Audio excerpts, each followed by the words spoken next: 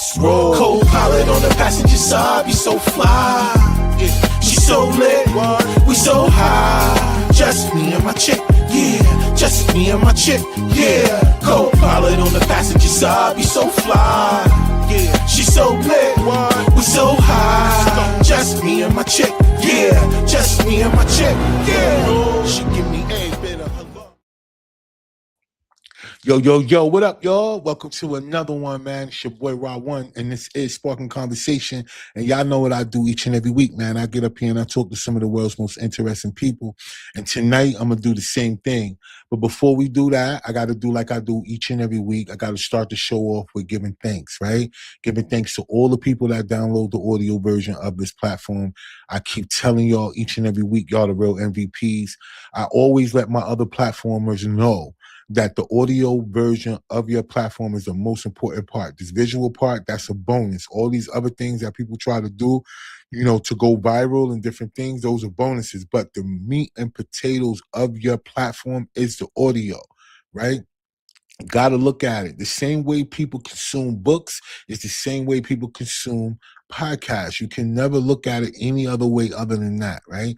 Turn yourself, remember, you're media, right? So don't hesitate to get the audio version of your platform to all the places that stream audio versions of podcasts. I'm telling y'all, just understand that that's a very, very valuable tool to have in your belt when it comes to this platform game. I bet. But double salute to all of y'all that downloaded, because y'all all over the world, and I thank y'all so much. Okay, I appreciate y'all. Gotta always shout y'all out.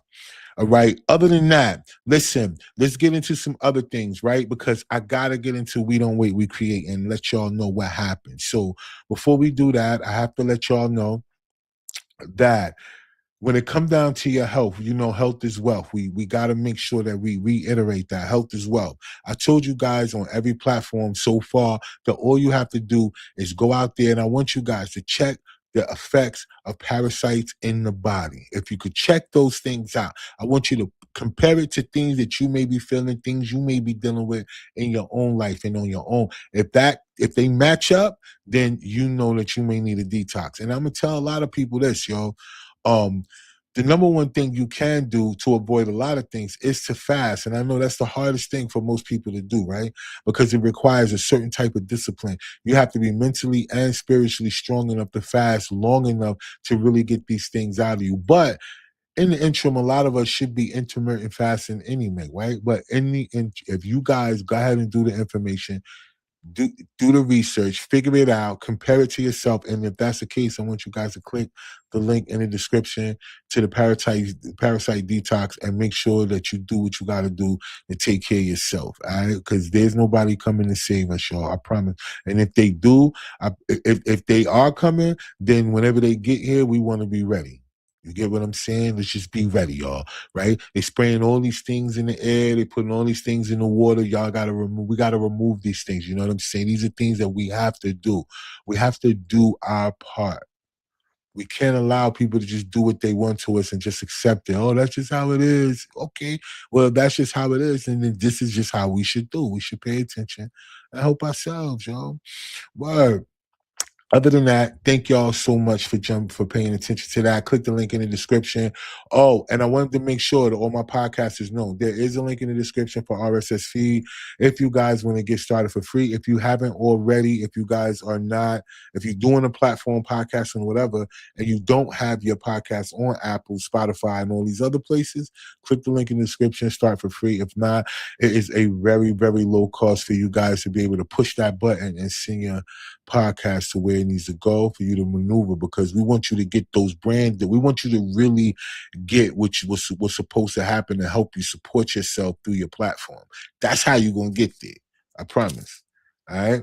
Make sure you pay attention to that. All right. Other than that, look, y'all know we rolling out here. I told y'all every week we dropping new content. Therapy Going Wrong Part 18 with Katerina in the building. Katerina is from Greece. The accent is crazy. And yo, we doing it. We really working out here. And I thank y'all, man. Today is the day that it dropped. Thank y'all for all of y'all that's been pushing play on all the content so far. And I definitely appreciate y'all. Okay. Now we so I'm gonna switch over real quick because there's a couple of things I gotta do before I bring my guest up. Real quick, we don't wait, we create. That happened this past weekend, right? We don't wait, we create. Y'all know that was a networking event that I'm putting together that I wanted to bring all these different facets of the business together for us to work together to find ways of us creating because there's always a way that each and every person can work together, right? And so it was a great success. Thank y'all so much. All the people that came, I didn't get pictures with everybody, but I did get a lot of pictures with people. So on my page, it's there. You guys could go there, check out the photo album. If you're on Facebook, follow me on Facebook. You guys can go to the photo album. We don't wait, we create. Go check it out. It was really dope. But part two, already ready. We gonna be ready in August. Now, what I told y'all, I want to keep growing and making it bigger. So I got actor Vincent M. Ward in the building, right? This guy's from Ocean's 11, and very recently, he was on Walking Dead for a bunch of seasons and stuff like that. Well, he has a new show coming out where he's a serial killer stepdad. It's crazy. It's a movie. And then he has another horror film coming out, but he's in a whole bunch of other movies that's coming out with a bunch of different people and all of that. But he's going to be there. He's going to be the keynote speaker. And so what I'm telling y'all is that we're growing, right? And I'm also wanting to bring bigger and better opportunities, but I also want people to make sure they get that mindset right, man. If a cat like me can bring this type of stuff together just off of the thought or just off of the vision or just off of the love of being creative, what I'm saying to all my other people out there that are just as creative, it's time for us to be around like-minded people, okay? We have to put yourself in the right energy. You cannot avoid it. If this is a thing inside of you that was given to you, you didn't have to ask for the gifts that you've been given. But for some reason, everybody wants to give their gift away, or either they want to suppress their gift because they feel like it's not important to the people that are around them. Then you're around the wrong people. That's all I'm going to say, right? Because in the same interim that other people, there's somebody out here right now that is selling time. Do you know that not too long ago, our cell phones, we used to pay by the minute? You know, somebody was smart enough to trick us into buying time. Do y'all know that? Just think about that. If they could sell time, then whatever your gift is, you could find a way to make that gift work for you where it can sustain you. Trust me. We allowed somebody to trick us into buying time. As soon as it came out, we should have all came together like, man, we're not paying y'all for the minute. What's wrong with y'all? What you? No, we're not doing that. If y'all gonna put these out, do this. But we did. We ran with it, right? And they use us. You know how many people had $1,000 cell phone bills at one time, y'all? Tricked us into paying for time that God gave us time, and then we got people who are tricking us into buying it. They selling us something that they didn't buy. Think about that. Be you. And know it's the hardest thing for most people to do. Outside of that, let me get into my rant real quick because I have my guests. And you know what I'm saying? I don't want to keep her waiting. We got to get into this conversation. But look, I know a bunch of people hit me. There's a couple of things going on outside.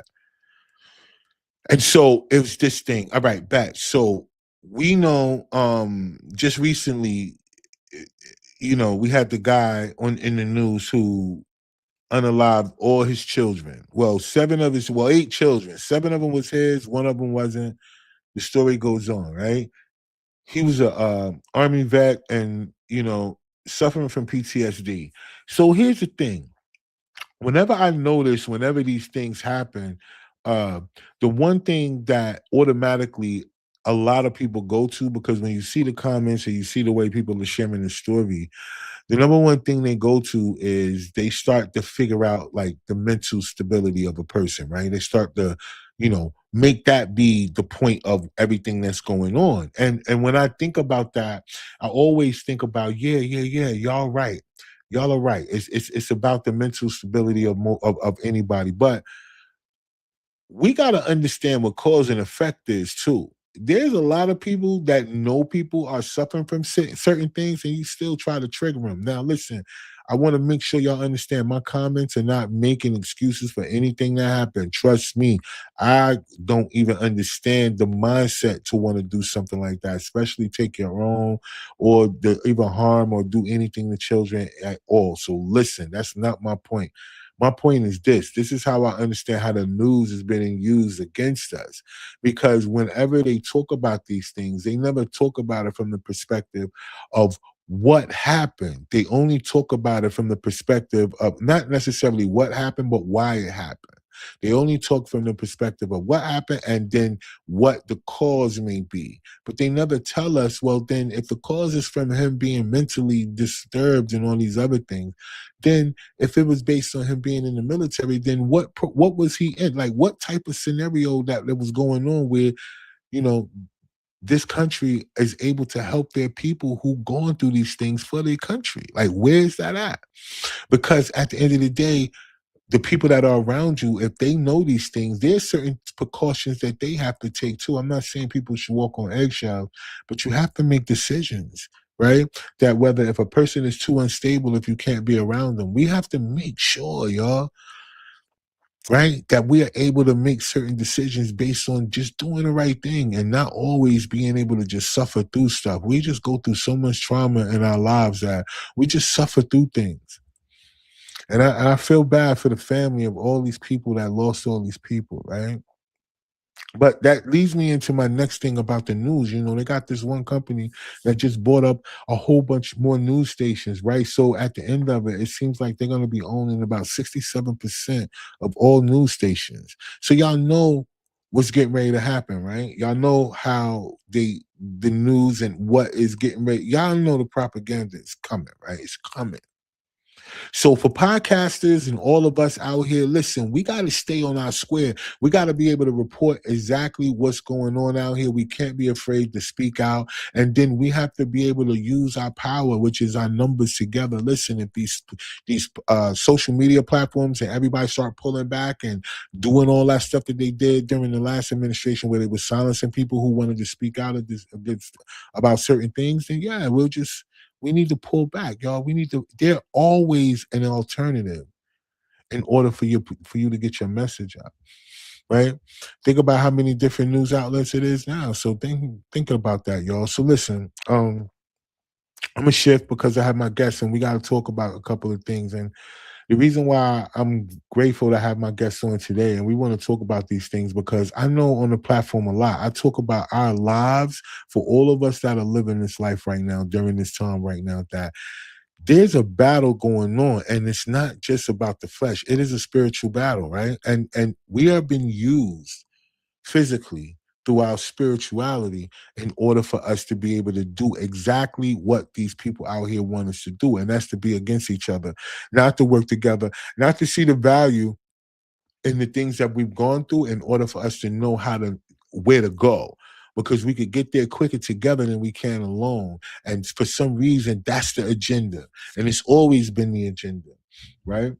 It's which why I don't like to identify as a color, because what does that mean? What does a color mean? A color gives us no identity as for nothing. You know what I'm saying? There's a lot of people who have a culture, they have an identity that share the same color. So what difference is being called a color going to be? So spirituality is very important. I'm going to bring my guest up because we got to get into this conversation. So without further ado, let's get Heather in the building real quick, y'all. Hi. Hello, hello. Thank you for having me. I'm so excited to be here to have this conversation. Yes, yes, yes. Thank you so much for being on the platform this evening. Please, please let the people know. Like, introduce yourself to the audience, and then let them know why we on the platform this evening. Sure. So, my name's Heather, and I'm the owner of Divine Ascension Company. I am an energy healer, a channel, and a leadership and organizational consultant for busy executives. But I also have a master's in psychology. So, I kind of blend science and spirit and lived experience with everything that I do. I have a pretty colorful past myself. So, being able to utilize that in a way to help other people has been amazing. I'm in the works, actually, just hit that button to publish my first book. So that'll be out soon. I'm pretty excited about that. I have my own podcast and a YouTube channel that I have a lot of stuff going on with as well. And like I said, I'm really excited to be here to have this conversation because I want to be able to share a different perspective about life, about the world, about the universe, and how it works with people to kind of shed light on what's going on in a way that everyone can understand and still be able to open their mind and expand their consciousness a little bit to look at things a little bit differently than we have in the past. Right, right, right. Which I think is really important. I think, being able to have that sort of balance, right? Because I think that's the thing most people have to try to come to grips with. There is a really huge spiritual part to our lives that we're living, right? And so whenever you talk about your past, um, talk to us a little bit about that part. Is the things that you went through, and you said a colorful past, because I think that's your road to your purpose. Uh, I think everybody that goes through whatever they go through, it leads them into their purpose, right? Which hence is what led you into yours. So, through your colorful past, how important do you feel like experience is when it comes to advocating as a coach and stuff like that versus somebody who just goes and learns about it? Well, I think that those two things are quite different, depending on the coaching field that you go into. I'm going to speak in generalities here. I think that the experience is absolutely important because you don't want to hire a business coach who's never owned a business before, right? You don't want to hire a Mm, healer who's never had to heal anything before. And we all have stuff that we can heal, let's be honest.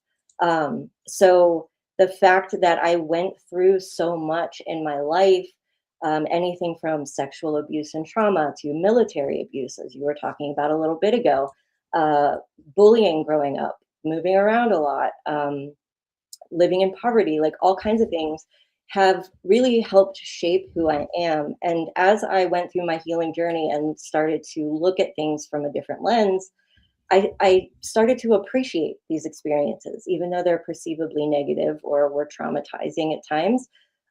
It helped not only helped shape who I am now, but also helped me break generational curses from my ancestral line. It helped me to be able to be in a position where I can help other people who are going through the same thing a little bit better because I learned a lot about self-love. I learned a lot about self-worth, and I learned a lot about speaking my truth.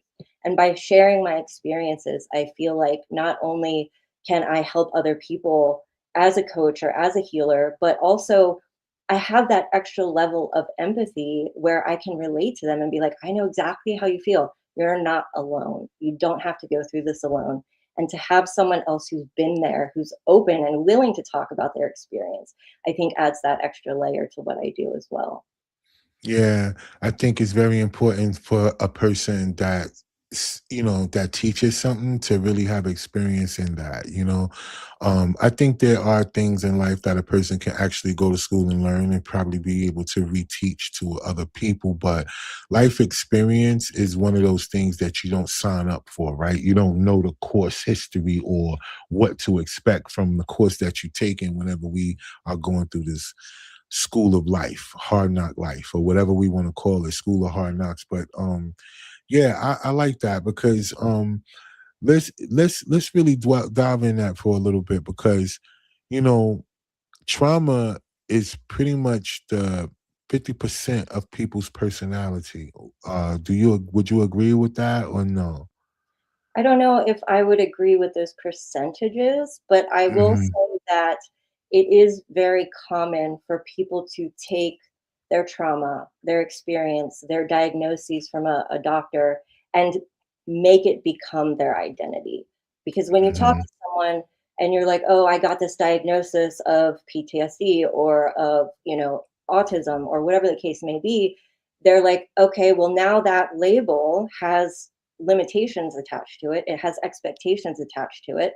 And so now there are many people, and again, I'm speaking in generalities here. I know not everyone does this, but it is common for people to take that and be like, okay, well, this is who I am now. So if something happens, it's very easy to use it as a crutch or an excuse for behavior because you're like, oh, well, I went through this thing, so now I act like this. Well, yes, that might be point A to point B and to point C that you went through, but it doesn't have to be that way. It's up to that person and to take responsibility and accountability for healing through those things and working through them and making them like I'm ADHD and I was just asked recently on another podcast about how I feel about that. And I was like, I think of it as a superpower because I've learned how to use it to work for me versus against me. All of my trauma, all of Mhm. my experiences, I've turned into a positive rather than continuing the cycle or using it as an excuse to act or behave or think a certain way. I did it first because that's a result of the trauma, but I broke that cycle and went through the healing and did the hard work to get past that. Yeah, I get that. So I guess what I was saying, like, so my point for asking that question about the 50% is because for most people, they hide behind two different variations of their life from just my experience, right? Number one is zodiac, and then number two, their trauma, right? These are the two things that people expect a person to understand about them when it comes to them, right? Because a lot of times when it comes down to that living your truth thing, part of their truth is that they've accepted whatever diagnosis they've been given themselves or what someone else has given them. They've accepted that. So now, like you said earlier, oh, I got or ADHD, or I have anxiety, or if I have these other things. Now they've adopted that, right? They've said that, okay, now that's part of me. And then the other half is whatever version of the zodiac that they read that just relates to them so wholeheartedly that they get that. Those are the two things that I feel like people govern their personality against. And I think for you, which is great for you to be a coach, is that you were able, like you said, to turn your L's that was meant for losses into lessons where people that particular switch is not there. So that's why I feel like coaches like you are important to help people flip that switch from understanding that, hey, listen, yes, we've all been through these things, but these things are not who we are. And so that's why I asked that because yeah, man, people will hit you with that in a heartbeat. Oh, I don't trust people, or I don't do this, or I've been through this. And they'll tell you what they don't like before they tell you what they do like. Yeah. And I agree 100%. But there's also, so one of the things that I take pride in teaching my clients and pretty much anyone that I interact with is about sovereignty and empowerment, right? So there's Mm, uh you have to kind of figure out what's in your control and what's not in your control. So your zodiac, you can't control that. You were born, it happened. This is, if you follow astrology, that's what it is. Cool. But as far as the trauma and your experience goes, yes, you can't control the fact that it happened to you. It happened to you. And one thing that I had to say about that is guess what? You went through the hardest part. You experienced it, you survived through it, you're still here. You already went through the hardest part. Now mm, it's up to you to take control of that. And everybody's in control of their reactions to things. Everyone is in control of their own behaviors, thoughts, actions. So it's up to you to take responsibility and not and make sure that that doesn't become your identity because who wants to be right. identified that way, right? I would rather you Mm, know about me that I love nature, that I love to go to the beach, that I'm 41 years old and that I have, this amazing cat that I love and has taught me unconditional love. I would rather you know those things about me than the fact that I was sexually abused, than the fact that I was bullied in high school, than the fact that I was, assaulted in the military, that, I was poor growing up and that I have all these limiting beliefs and all these things. I don't want people to think that that's who Heather is because I am so much more than that. And everyone else is so much more than their experience, but they have to work through that and figure out what that looks like. yeah. But healing though, right? Because the one thing about abuse, right? And for whatever type of abuse a person had to suffer through, um, you know, a lot of it came from the people that were closest to the person, right? So that's where this whole dynamic of trust comes in, Mhm. right? So I think for you, that spiritual aspect is a very important part of that healing process that I think most people have to realize because sometimes I think when it comes down to conversations I've had with other people, it's the replaying of what happened. See, they fight against that replay, right? It's like when they go through certain things that are traumatic for them, especially when it comes down to physical abuse, they fight so hard against the replay in their mind, right? That every time it comes up, they try to fight again. They be angry. It's like that thing to fight against it. So, what type of tools do you think is there for people to be able to fight that replay that keeps dragging them down, that won't allow them to go into full healing? So, with the way that I do my healing process, you don't have to go through that replay because for a couple reasons. One, most likely, this is something that is a repeated pattern. And I know that there was multiple times that I've experienced the same thing. And a lot of those were in my early childhood, and I've blocked those memories. I don't want to resurface those. I don't want to live through those again. So, what I do is I look at everything from multiple layers. You have your mind, your body, your spirit. You have your mental, emotional, energetic, all of the different layers to things. So, I try to approach it from an energetic standpoint where we find the root cause, the actual root cause of why these things are happening.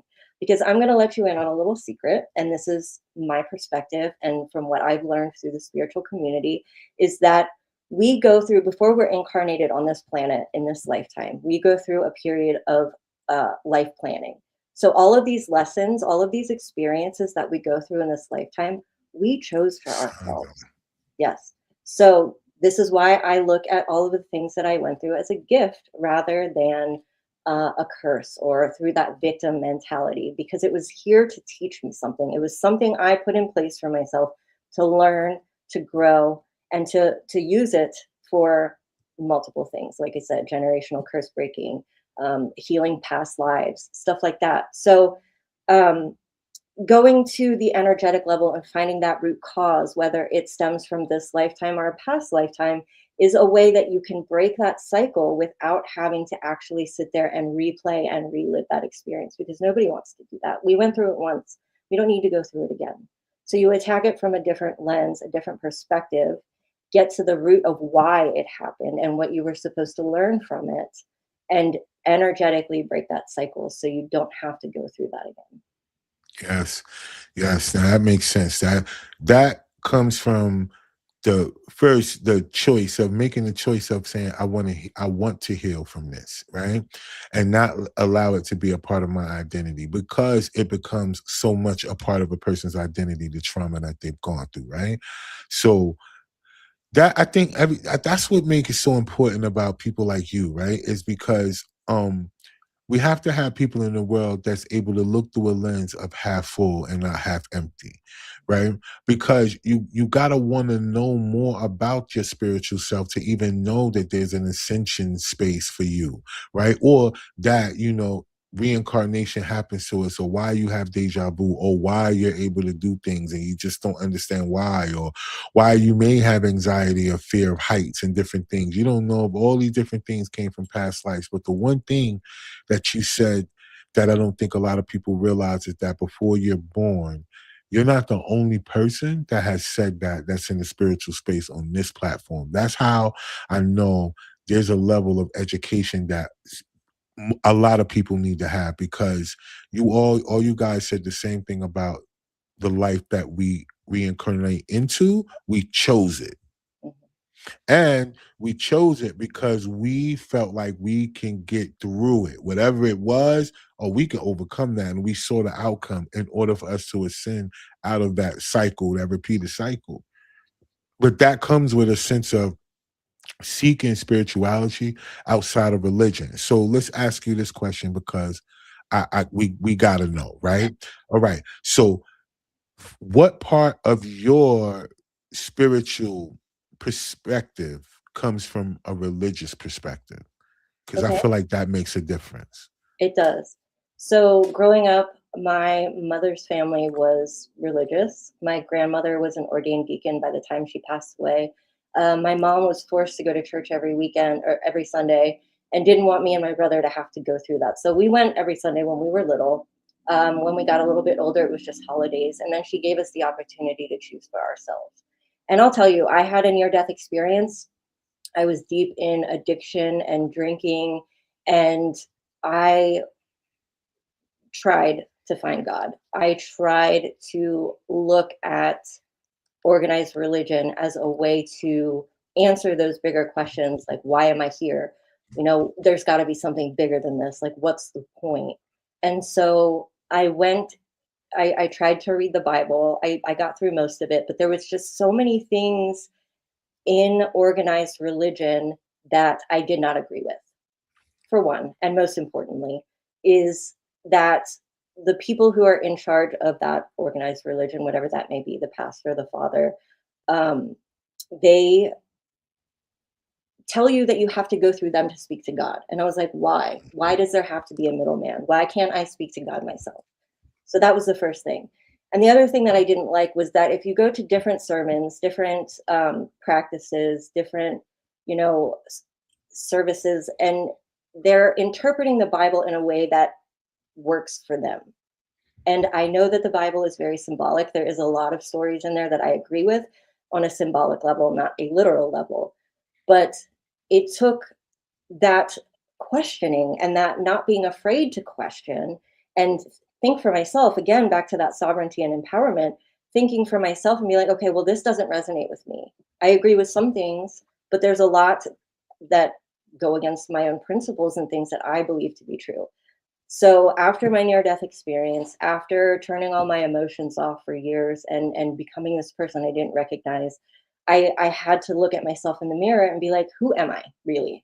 Because this isn't it. And I strayed off of the organized religious path. I found Buddhism. That was kind of my gateway into spirituality. Because again, there were many principles that I agreed with, but not everything.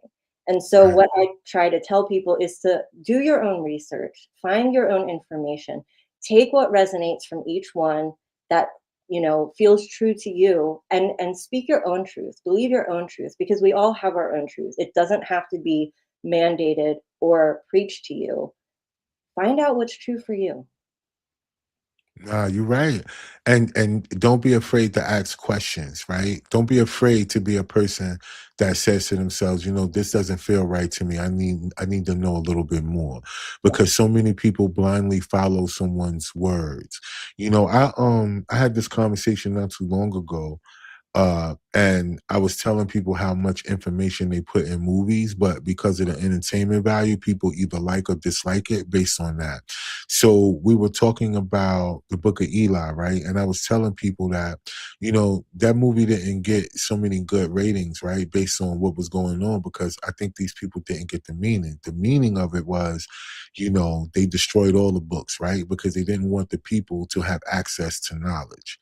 So then with that, they were looking for the Bible because the guy who was looking for it, he controlled all of, I wouldn't say the assets, but he controlled all of the commodities. So like the water, the food, all of those things. He had those things under control. So that's how he was able to control the people, but he didn't have the words to control their mind. Right? He could only control their physical. He needed the words to control their mind. So he was looking for the last printed version of the Bible. So come to find out, and then when Denzel's character was a person who was carrying the Bible, but the Bible was written in Braille, right? And so the whole time his character was blind, walking by blind faith. So it's so many different aspects of the movie that people didn't catch.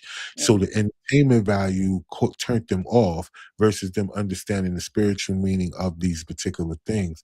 And I thought about that with religion, just based off of that movie, how the words are used to control people. It's not a space for spirituality to really grow, for you to really learn that voice that's inside of your head. Like, how do you have that? If not that there's something that's inside of you, right? That's bigger than you. What houses that spark? What is the thing that makes you you? And that's the thing that I think a lot of people fight against, the figuring out that part of who they are. It's just the trauma, and whatever they face every day is their identity. And so I think that's why you're so important in this fight to, you know, people understanding that there is a balance. Do you think that religion helped you at all, though, in the sense of that one statement that you made earlier with the symbolism of things in the Bible versus it being literal? Do you take any from religion that really helped you in your spiritual journey, regardless? Yeah, absolutely. I mean, Okay. um, so the fact that I had this experience, I'm gonna kind of tell a little pre-story here, but I had a huge issue with the word God for a long time. A long Mm, time. It was a trigger for mm, me because of the experiences that I had. But I came to realize, because I know a lot of people, I'm only bringing this up because I know a lot of people share this same trigger. And it's right. not about God itself. It's not about what God represents. It's not about what God means to you. It's what people do in the name of God. It is how they Mm, weaponize the words to take your power, to take your control. And that was, God was that, the face of that. Because anytime I would hear people start talking about God, I'd be like, all right, I don't want to be a part of this conversation, because it ultimately would lead down that road. So I have since gotten over that. And so I when I speak of the universe or I speak of source, that's what I'm talking about, is God, the same thing. yeah, yeah, yeah, yeah, yeah. So the one thing that is most prevalent right now that I do take from that experience and from the Bible is the coming of the Christ, right? This is very important for what we're going through right now with this ascension process. But again, it's not literal. Could you imagine if there was a zombie Christ out there running around? Like, people don't return from the dead in that way.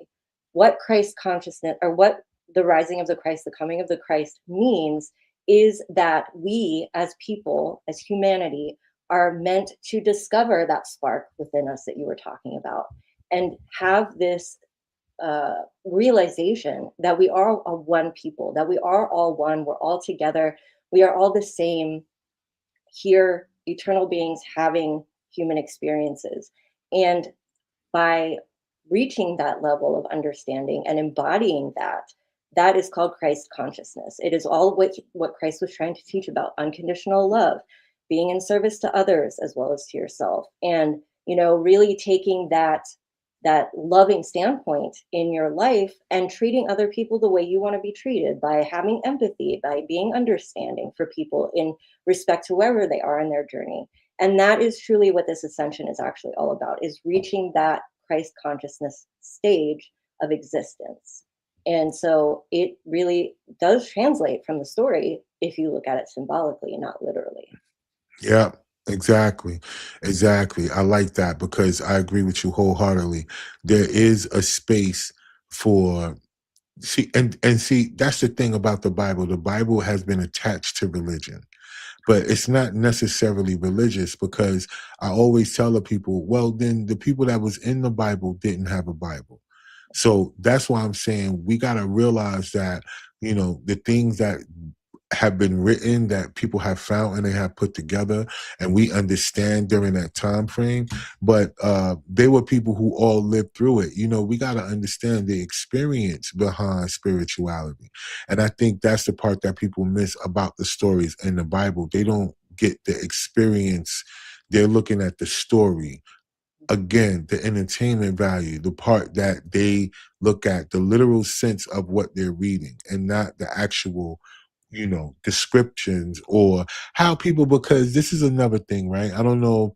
So in this quest of being spiritual, you start to realize that there are a lot of things out here that exist outside of us that are intelligent, right? It's very hard for you not to understand that. But then there are people who just for whatever reason just won't believe it, right? There's nothing that you can do to convince them to understand that there are other things outside of us that have a sense of intelligence that operate in a more higher vibration spiritually.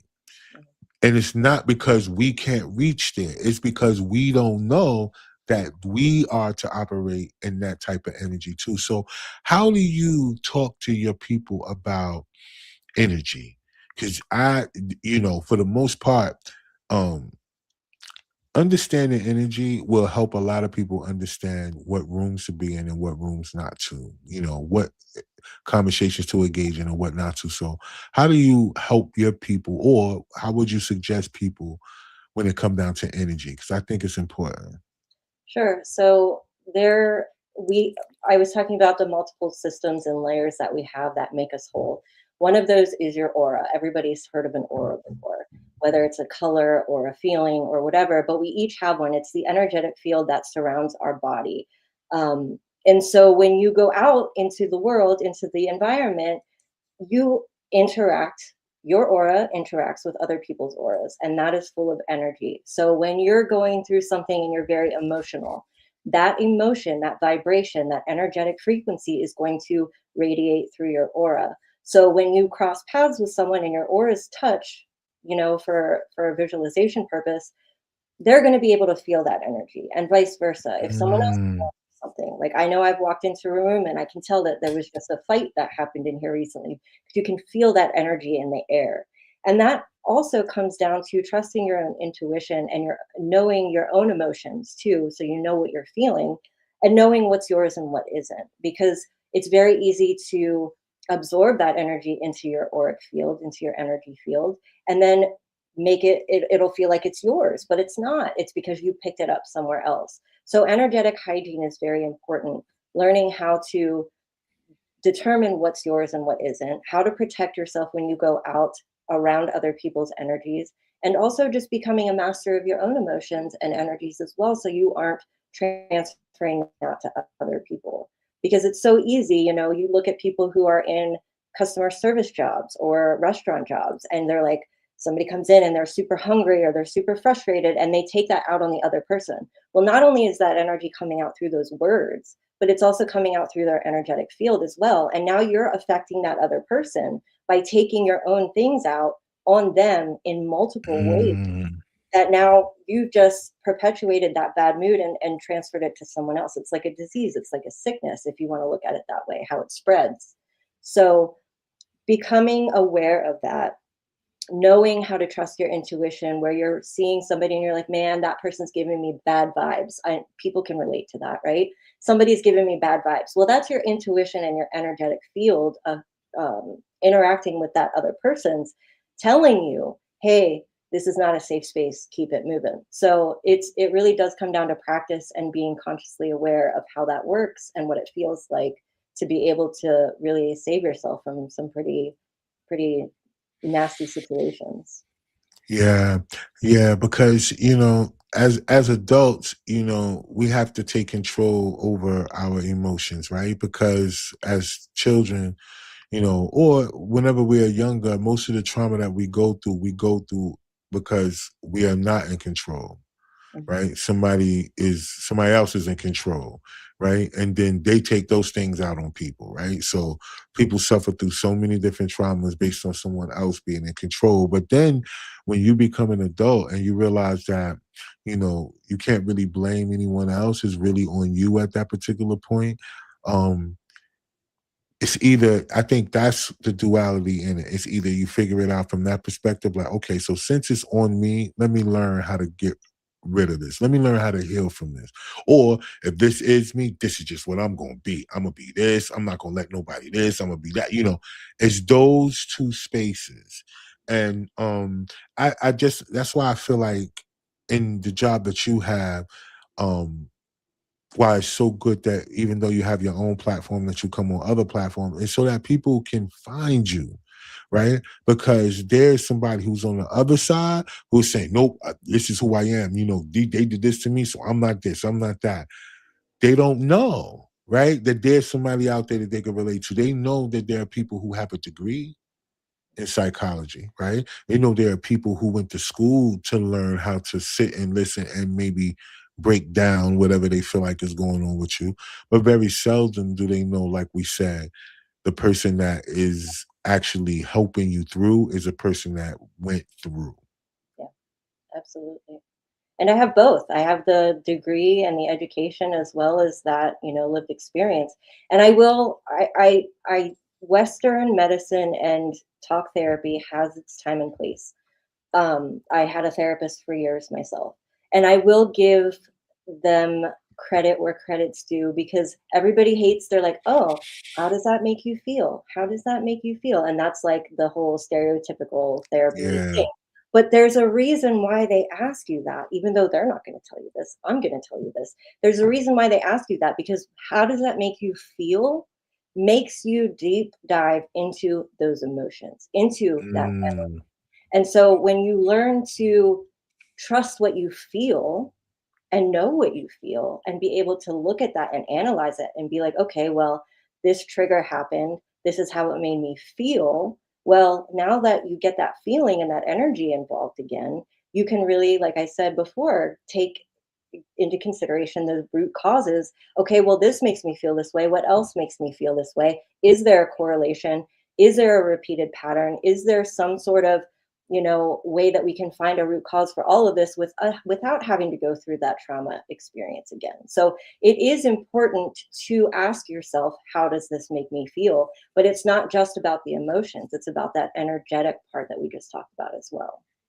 yeah, yeah. And I was thinking about, alcohol in general, right? Mhm. Um, a lot of people who abuse alcohol, they use that as a vice to escape, right? And a lot of other harder drugs that, a lot of people do. What type of space do you feel like you can speak from to a person who is battling addiction as part of their coping mechanism to deal with their past traumas? Well, there's different reasons why you would use that as an escape route. And I, Mm, again, did the same thing. I was a bartender for 20 years. I was drunk 3 4 nights out of the week, and that might even be being generous to myself. And went down the drug path and everything. So I have that lived experience as well.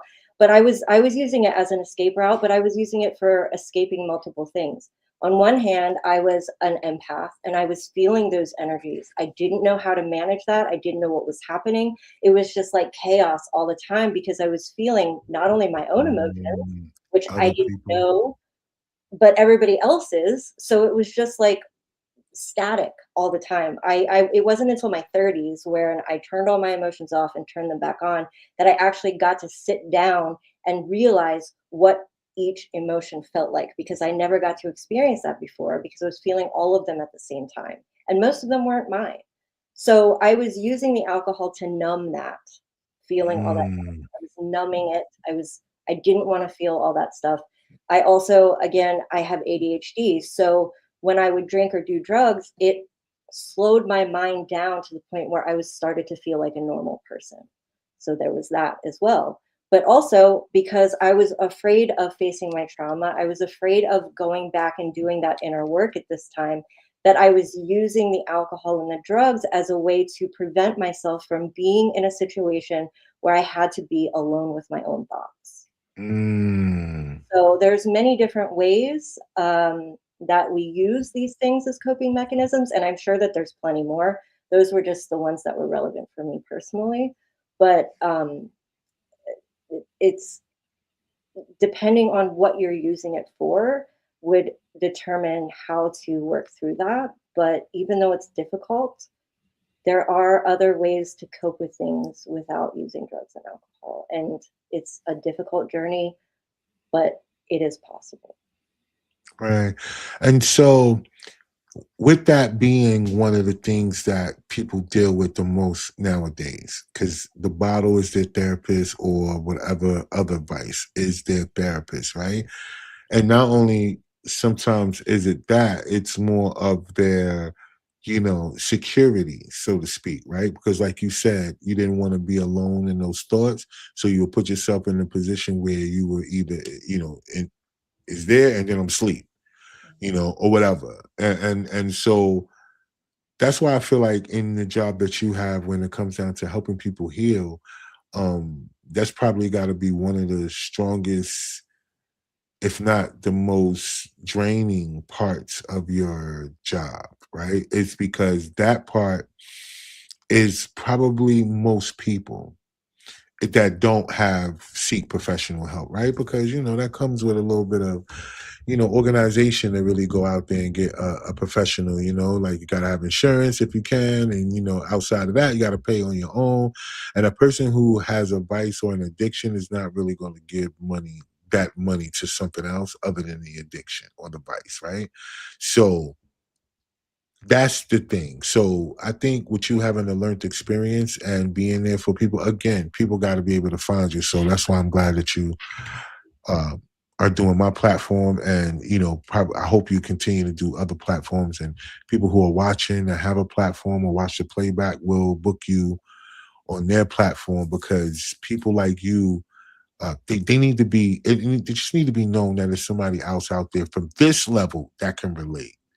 Because I'm telling you, that part, especially alcohol, right? Drugs, if a person is really out there on certain type of drugs, they're not coming on nobody's podcast, right? But alcohol, right, is the most accessible to a lot of people's coping mechanism. So that part right there of learning how to not allow that to be what you escape from, you or whatever, because that has ruined so many relationships. So, yeah, I And think that's very important. Go ahead.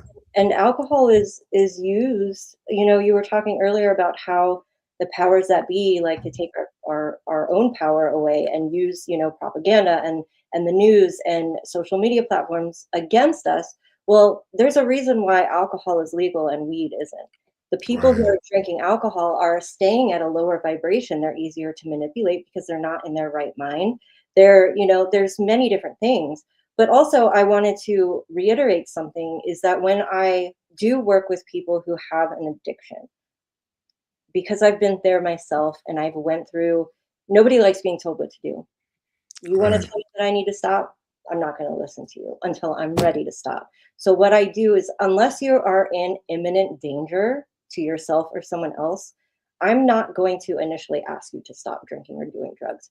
You do you if you feel that's necessary. What I do for you instead is I find out the reasons why you're drinking or doing the drugs, and we work from there, because I found that because my results happen very quickly because I'm working from an energetic level, that once you work through those root causes, people will find that they don't want to drink and do drugs on their own. Mm, And that is important because you can't tell them what to do. You can't expect them to change until they hit rock bottom, as they say, or they actually reach that point where they want to change. But if they're willing to actually put in a little bit of work and look at themselves with someone who isn't going to make them relive any experiences, and actually respect their journey and their decisions, because they're all adults, right? This is your decision. I'm just here to try to help you work through that in a way that's not going to be like everybody else. right. Which is very important, because those be the things that people, especially, I've had people on who dealt with like sexual abuse, right? And to the point where, some people have turned to porn, some people have done other things because that has become an addiction for them too. So there's so many different types of addictions that people have to work through. That's a part of healing, that I'm glad that people like you exist because of those things. You know, everyone has a judgmental eye that doesn't see people, from a spiritual space. And religion has allowed a lot of people to be able to judge people, or feel like they have a need to judge people outside of being able to see people from, a spiritual perspective. Like, yo, this person may have went through these things. All you're seeing is what you see now, but you don't know the cause of why this person is like that. You don't know what they went through in order for them to be this person that they are. That's why you said a couple of things earlier that is really important: empathy and respect. If you can lead with those two things, you can pretty much survive a relationship with anybody. And what I mean by survive is not that you have to be in one, but understanding that even if you're in a room with a person or working around people or whatever you got to be with, you can pretty much survive that day to day with, especially if you're on your job, because some people come to work and go home and deal with some of the worst things ever and then come back to work the next day. And sometimes you never know because they hide it so very well. Oh yeah. But when you're an empath, those people find you. And somehow they just start telling you their business, and you can never understand why. I mean, okay, you chose the right person. I'm definitely not going to tell you business. I'm not going to talk about you. I'm not going to judge you, but I don't know how you know, right? But it happens when you're that, right? And that's not a self-diagnosis. When people say they're empaths, it's not something to glorify, because an empath feels. It's not something that you want to walk around like it's a badge of honor. You don't want to feel certain things all the time. You don't want to walk into bad energy, right? But an empath is that. And it also opens up the doors for other people to speak to you in ways that, you know, you have to guess yourself, like, okay, what made this person feel like I'm the person they wanted to tell this to, right? So I'm thankful that you came on the platform today. I hope a lot of people got a lot out of our conversation today, and I hope that people that are watching or watching the playback will reach out to you if they're dealing with things from those perspectives, right? So tell the people before we get out of there, how are they able to do that? Sure. So you can go to my website, which is divineascensionco.com, divineascensionco.com. And so you can find my email address on there. You can find my YouTube channel, which has a lot of free tools and resources on it as well. My podcast, my social media links, pretty much everything is available on there. I'm pretty simple to find, and I welcome anybody who needs anything. You can have a free discovery call with me if you're not sure where to go or just need someone to talk to. I have a bunch of different programs and sessions that are available, so that I can meet people where they're at. Facts. And because you're unique in the way that you're the way that you coach people through their healing process. Just real quick before we go, can you name a few of the things that you actually help people with when it comes to the spiritual part? Because I don't want people to look at you as just another like life coach, Sure. right? I want them to understand that you are specifically, nothing to knock life coaches. I'm not knocking them. I'm just saying that you're not that, because I don't want people to look at you as just a life coach, right? So can you name just a few of the things that you help people healing with and how? So I do actually, I am a certified coach. Actually, I do coaching sessions, but it's all based on where you are at in your spiritual journey. It's all very, asking those bigger questions and helping you work through that and raising your vibration and getting through this ascension and figuring out who you are at a soul level. But I specialize in inner child healing, which is a good way to help get through those traumatic experiences we were talking about at an energetic level, as well as shamanic style energy clearing. So if there's, stuck energy within you, we were talking about that auric field, those emotions, those triggers that pop up, they're usually due to stuck energy from some sort of experience, transfer, whatever. I can help clear those out for you. I do Akashic Records readings and tarot readings to offer guidance and clarity on whatever step you are in your path. I do mission activations to help you kind of figure out what your soul's purpose is for this lifetime. So I kind of do a lot of different things, but from the healing aspect, I can do pretty much whatever, just coming from the psychology standpoint and the energetic standpoint. But that inner child healing and energy clearing is what I specialize in most. Great. And that's why it was important. I wanted to make sure that you said that, because Akashic clearing, all of these different things, Akashic records and learning your past lives and those different things, these are things that most people don't know, but this is how you help break generational curses, right? And to break that generational curse is also your means to ascension, right? Because if not, you're going to come right back through the lesson again. So that's why I felt like it was important for you to say that, because although I know you're a coach, that's why I wanted to make sure that I say that you wasn't just a life coach, because we've had people on here who are life coaches, great people, and they do help people, but not in this particular space. I've got tarot readers, spiritual people on, all of those different things, but in the sense of being a coach, right? There's not been a person on here that coaches through that particular lens of spirituality and healing in a way where we can attack some of the things that you've been through from before. That's a little different. And then Akashic Records is not necessarily that, but it's your ancestral line. It's like things that your ancestors, the people who have passed on, the people who have ascended, who still want you to still move forward. There's a lot of things that go on in that particular ascension. That it's more to it than just that, but it's so much of it that we've been kept that's been kept hidden from us. So thank you so much for breaking those things down so people can know. All right, so now I can know. All right, so these particular things, if they're interesting, they could come to you for. So Absolutely. thank you so much for that. Right. So before we get out of there, are there any last words you would like to leave the audience with? The only thing that I like to tell people when I get asked this question is don't be afraid to be your authentic self. Learn how to love yourself, accept yourself, the light and the shadow, because it all makes you the beautiful soul that you are, and we all are. So don't be afraid to be yourself. Facts. And with that, y'all know what I do each and every week. Like I said, I get up here and I talk to some of the world's most interesting people. And next week, we're going to do the same thing. And I'm going to leave y'all with the same thing I leave y'all with every week. Remember, if you don't believe it in yourself, nobody else will. So until next week, y'all,